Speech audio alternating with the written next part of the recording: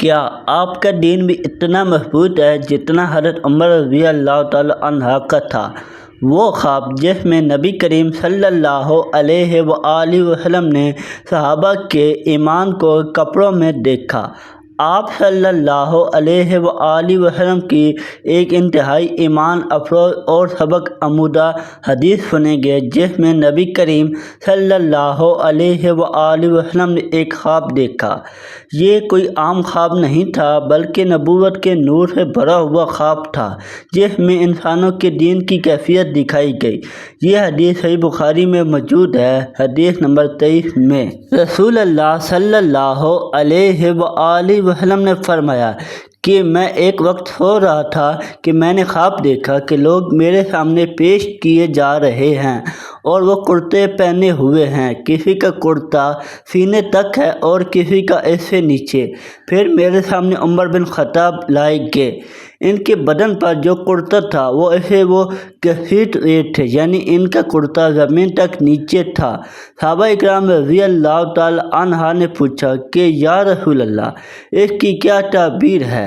آپ صلی اللہ علیہ وآلہ وسلم نے فرمایا کہ اس سے دین مراد ہے۔ صحیح بخاری حدیث نمبر 23۔ خواب کی حقیقت۔ انبیاء علیہ السلام کے خواب عام انسانوں کے خواب جیسے نہیں ہوتے۔ نبی کریم صلی اللہ علیہ وآلہ وسلم کے خواب وحی کا حصہ ہوتے تھے۔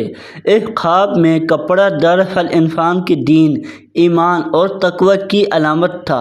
جس کا کرتا چھوٹا تھا اس کا دین کمزور تھا، جس کا کرتا لمبا تھا اس کا دین مضبوط تھا۔ حضرت عمر رضی اللہ تعالی عنہ کا کرتا زمین تک نیچے پہنچ رہا تھا، یعنی ان کا دین انتہائی مضبوط، کامل اور طاقتور تھا۔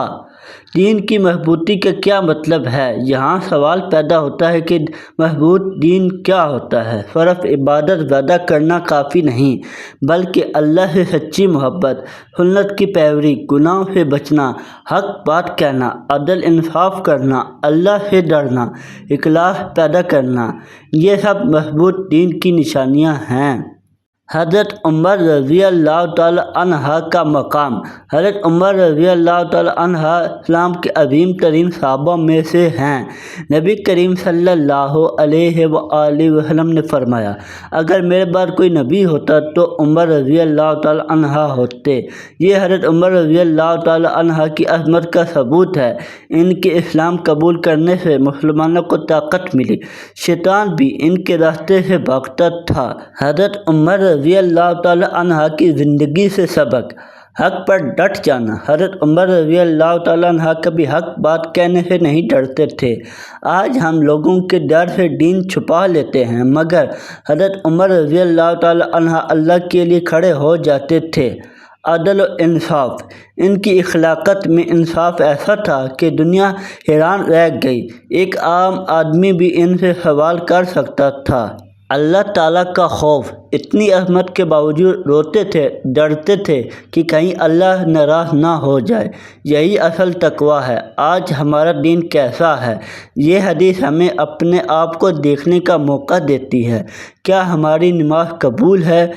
کیا ہم قرآن پڑھتے ہیں؟ کیا ہم گناہوں سے بچتے ہیں؟ کیا ہم سچ بولتے ہیں؟ کیا ہمارے اخلاق اچھے ہیں؟ کیا ہمارا کرتا کتنا لمبا ہے؟ ایمان بڑھانے کے طریقے۔ نماز کی پابندی۔ نماز دین کا ستون ہے۔ قرآن سے تعلق۔ روزانہ قرآن پڑھیں۔ نیک لوگوں کی صحبت۔ اچھی صحبت ایمان بڑھاتی ہے۔ گناہوں سے توبہ۔ ہر انسان گناہ کرتا ہے مگر بہترین وہ ہے جو توبہ کرے۔ اس حدیث کا اصل پیغام۔ یہ حدیث ہمیں بتاتی ہے کہ اللہ کے نزدیک اصل قیمت مال، شہرت یا دنیا کی نہیں بلکہ دین کی ہے۔ انسان کا مقام اس کے ایمان سے ہوتا ہے۔ اختتامی دعا۔ اللہ تعالیٰ ہمیں حضرت عمر رضی اللہ تعالیٰ عنہ جیسا مضبوط ایمان عطا فرمائے، ہمیں دین پر ثابت قدم رکھے، ہمارے دلوں میں تقویٰ اور اخلاص پیدا کرے۔ آمین یا رب العالمین۔